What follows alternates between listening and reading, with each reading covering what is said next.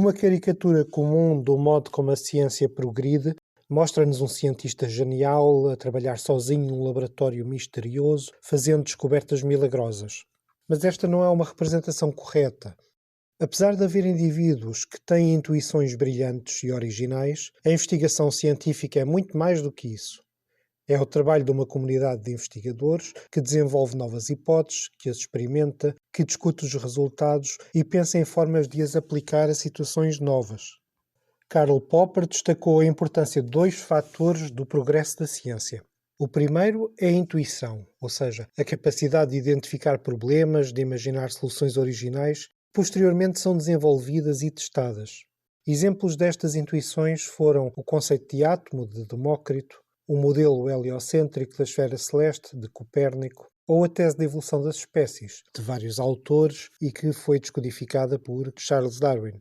O segundo fator, destacado por Popper, é a crítica, isto é, a revisão sucessiva das teorias com vista a detectar erros, promovendo o seu aperfeiçoamento ou a substituição por teorias melhores. Na visão de Popper, a evolução da ciência é gradual ou contínua.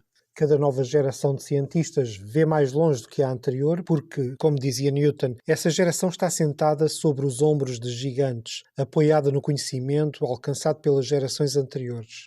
Mesmo quando propõem teorias inovadoras e mudam a maneira de fazer ciência, os novos cientistas partem da ciência anterior, na qual foram formados e cujas limitações e erros necessitam de ultrapassar.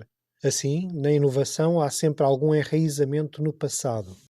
A partir dos anos 50 do século XX, o físico Thomas Kuhn realizou uma série de estudos sobre a história da ciência que o levaram a propor uma alternativa à descrição de Popper da maneira como a ciência evolui. A descrição de Kuhn integra a de Popper, com algumas modificações importantes. Estas modificações reacenderam a discussão sobre a objetividade e a certeza das teorias científicas, em particular das sacrossantas ciências naturais. Na visão de Kuhn, a maior parte do trabalho de investigação é realizado de uma forma semelhante à que Popper descreve, um trabalho gradual, feito através da dedução e experimentação de hipóteses, resolvendo problemas levantados pelas teorias. Kuhn chamou a este tipo de trabalho ciência normal. Consiste no desenvolvimento das teorias e aplicação dos métodos aceitos pela comunidade científica para resolver problemas. Por outras palavras, a ciência normal é aquela que é aceita e praticada pela comunidade científica de todo o mundo, permitindo que qualquer investigador seja capaz de analisar criticamente o trabalho realizado por um colega da sua área de qualquer parte do mundo. Ao modelo de ciência, ou seja, de teoria e de métodos, reconhecido e praticado pela comunidade científica, chamamos paradigma científico. Paradigma significa modelo, padrão ou plano. A diferença de Kuhn em relação a Popper consiste sobretudo no significado dado aos momentos em que acontecem grandes mudanças na ciência. Exemplos desses momentos são o modelo cosmológico de Copérnico, a física de Galileu Newton, a taxonomia dos seres vivos de Linneu ou a nova história de Lucien Febvre e Marc Bloch. Thomas Kuhn classifica estes momentos como revoluções científicas. São momentos em que se dá uma mudança de paradigma, ou seja, uma mudança nos conceitos, nas teorias e na maneira de trabalhar da comunidade científica. Esta mudança é tão radical que os cientistas que trabalhavam no paradigma antigo não conseguiriam compreender o novo e vice-versa.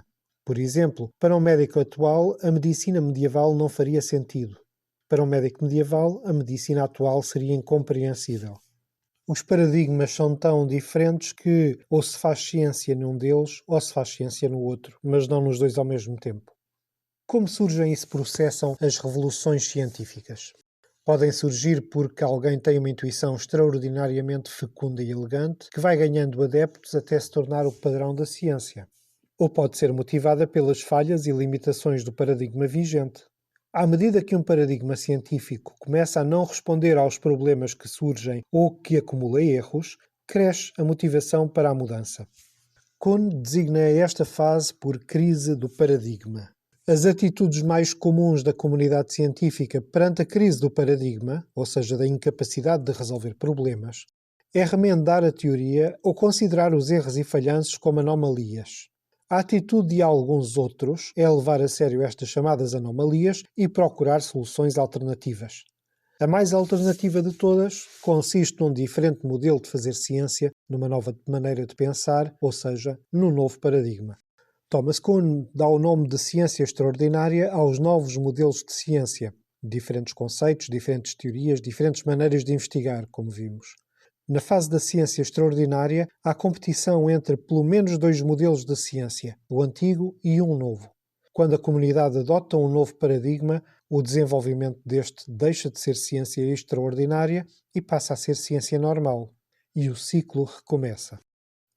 Mais importantes que a descrição de uma revolução científica são as consequências deste conceito para a objetividade e a certeza das ciências. O problema reside numa observação que fizemos acima. Dois cientistas formados em paradigmas diferentes não se entendem um ao outro, porque utilizam conceitos e teorias diferentes. Ora, se cada um analisa a realidade a partir de um ponto de vista diferente, haverá critérios imparciais que permitam decidir que um paradigma é melhor que outro, que uma maneira de fazer ciência é melhor que outra? Perante dois paradigmas equiparáveis, digamos que ambos oferecem explicações funcionais e que ambos apresentam falhas. Sendo eles equiparáveis, o que leva a comunidade científica a escolher um e a preterir o outro? Haverá fatores subjetivos a intervir na escolha dos paradigmas? Este é um tópico para a próxima aula filmada.